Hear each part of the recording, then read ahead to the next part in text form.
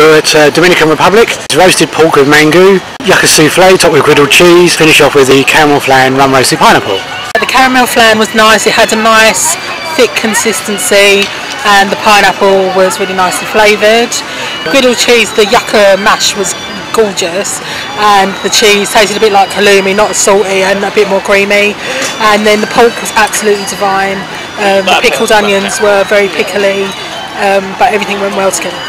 Yep, I don't have much more else to add to that. So I think the rum roasted pineapple maybe wasn't that rummy,